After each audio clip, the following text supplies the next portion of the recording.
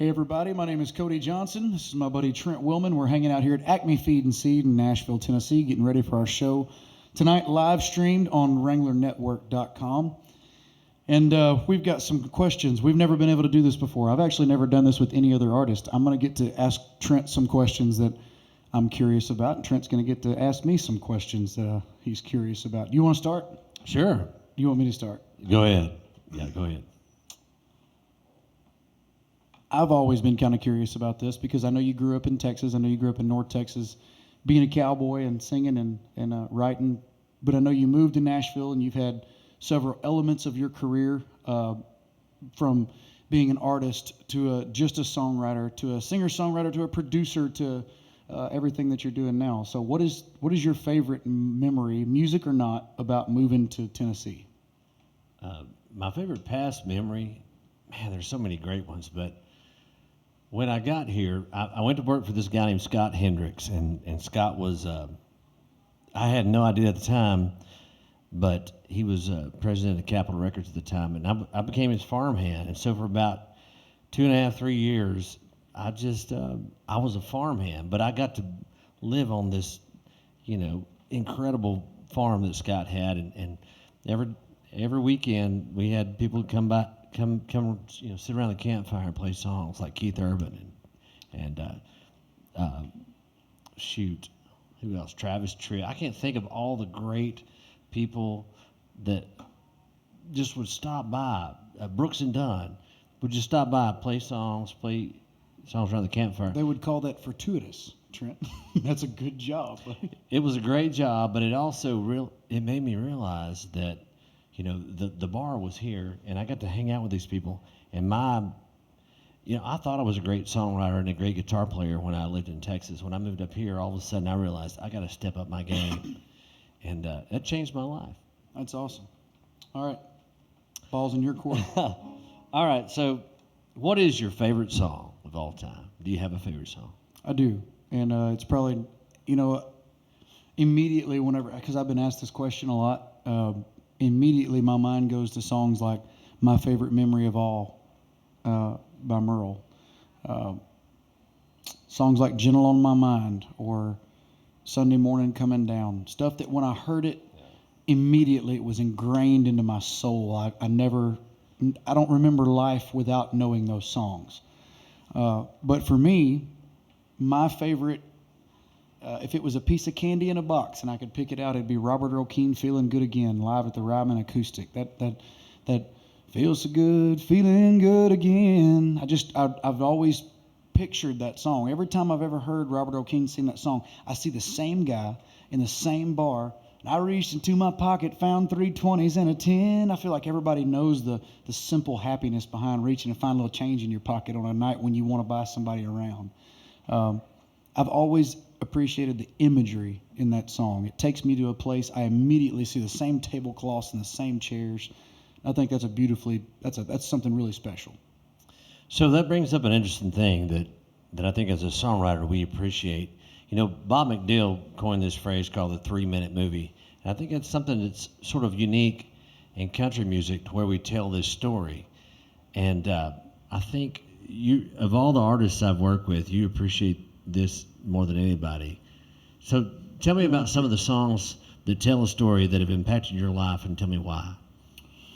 Well, there's songs like With You I Am that you and I and David Lee wrote that when sitting in the room, we talked about the exact woman that changed it, the exact hellion we were. 3 men from different places, different ages, and we all kind of had that same filter that we met someone or we did something that made our lives better. And I think that's always a cool message. A lot of the personal stuff that I've written was stuff that I wrote early on, Rodeo and sitting on a tailgate, broke and couldn't afford a hamburger. You're writing down your feelings at that point. But, I think that leads to this new record that's got coming out. There's a song on there called Dear Rodeo that is pretty personal. It's about not rodeoing anymore. So really and truly, the things that have hurt me the most are the things that I have felt the most passion and love for is what I like to write about. Amen. All right. So I think that's, yeah. I have a question for you because I know the answer for me. What's your favorite song you've ever written?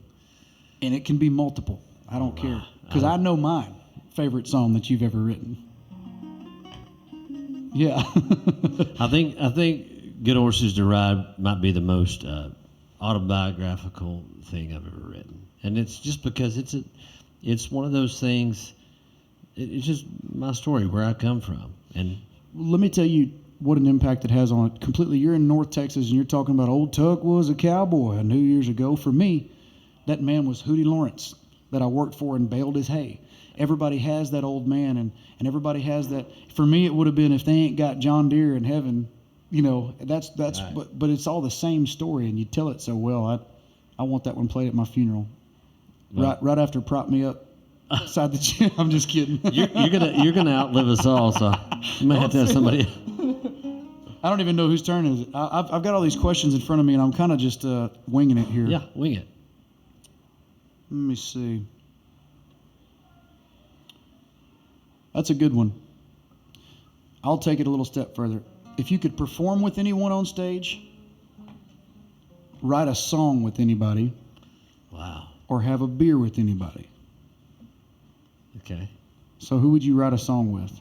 Chris Christopherson. I would just sit and watch. Put my name on it. Makes it say. All right. Have a beer.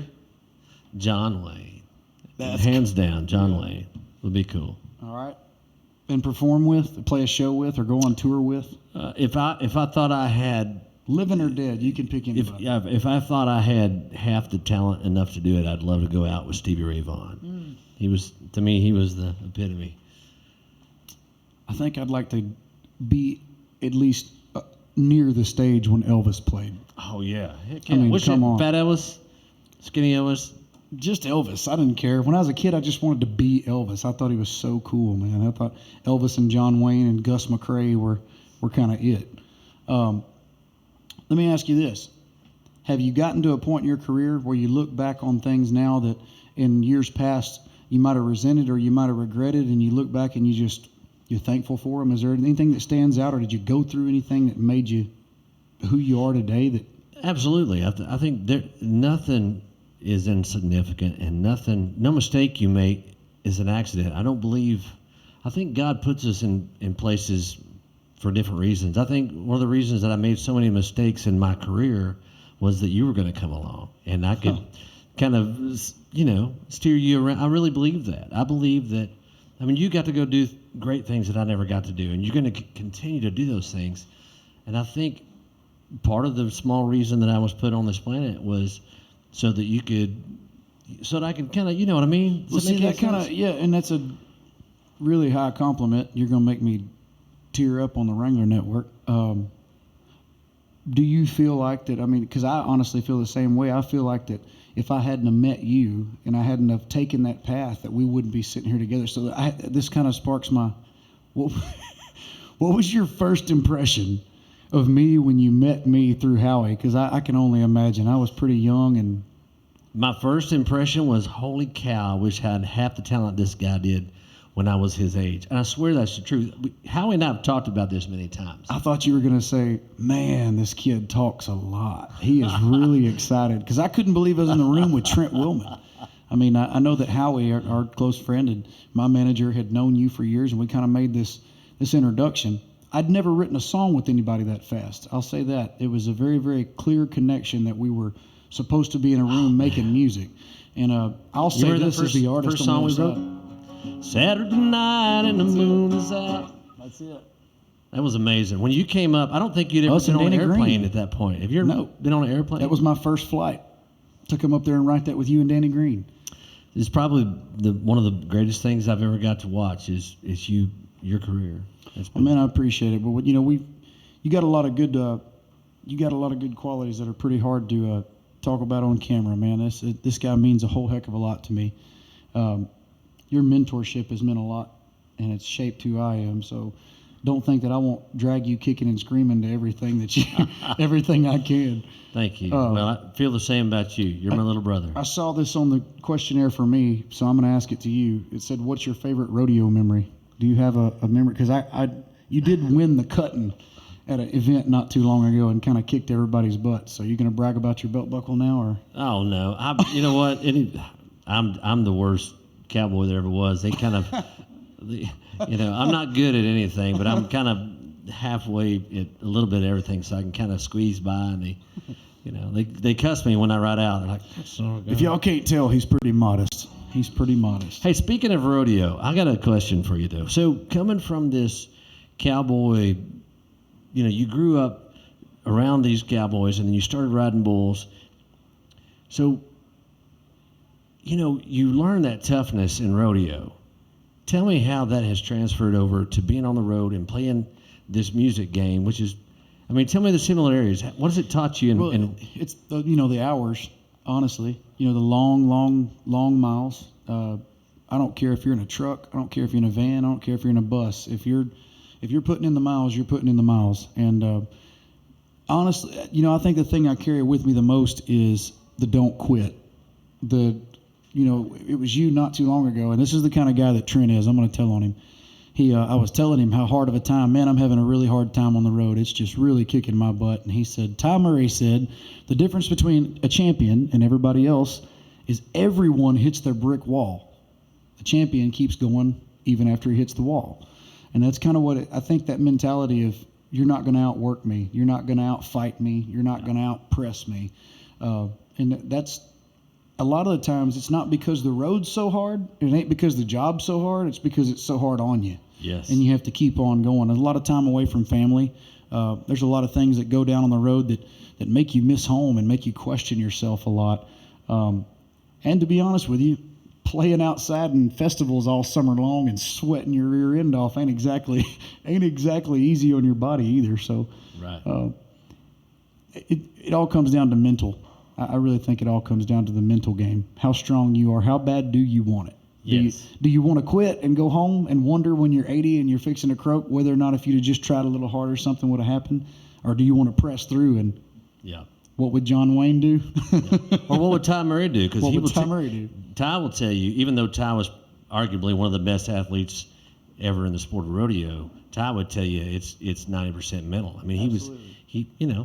If you, whether or not you're winning or losing, whether or not you believe you can win or lose, either way you're right. And I think that it is a mental game, no matter what you're doing. And I'm pretty proud of you, because I got to tell you, this is not for sissies. No, it's not. It's absolutely not. Y'all let us know when we can stop, because at this point we're just talking. This is all real. We have a script, and as of right now, I've followed not very much of it. Let me. What's the stupidest thing you ever did in your 20s? I just saw that. Oh Lord! Next question. Let me ask you one. So when you're riding bulls, tell me a scary story, because I've never ridden a bull, so I don't know what that's like. Man, I've got friends of mine like Trey Benton and these guys that are still out doing it. I've been stomped. I've been broke up. I've seen videos of me getting my head smashed in, and I don't know how I never broke a bone in my face. I never broke a tooth. I don't know how. But I've been beat up pretty bad. And you watch the video going, dadgum, man. And what's scarier was team roping with you when I dang near cut my pinky off.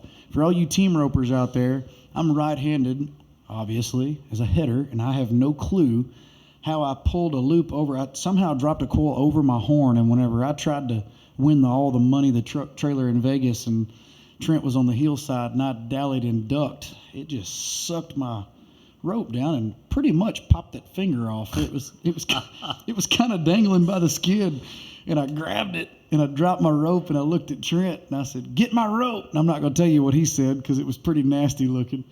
But I was cussing you because I had two heels. I know we were fixing to win the whole damn thing, and you quit on me. I quit on you because I felt it. I went, oh! I heard it. Yeah, it snapped pretty good. That was probably the scariest thing. The scariest thing for me about bull riding was quitting. What do you mean? Oh, it was quitting. It was knowing that I had to stop. That's the hardest part. But you know what? Like you said earlier, I think God works in mysterious ways, and there's a reason why I wound up with a guitar in my hand and not a bull rope. Amen. Well, I think there's a lot of people out there in this world that are happy that you got a guitar in your hand. Well, I'll just say this in front of everybody. The reason I'm sitting here is because of Trent Willmon. If he hadn't have done what he did, I wouldn't be here. And so we're going to leave that. He's not going to get another compliment. We're going to wrap this up. If y'all want to watch the show tonight at Acme Feed and Seed, you can stream it live on WranglerNetwork.com. Did I do that right? I did that right. Yeah. Do I get a job? Yeah. Go pedal jeans at the Y'all feed tune store. in. It's going to be fun. We got our buddy David Lee going to be here with us. Thank you.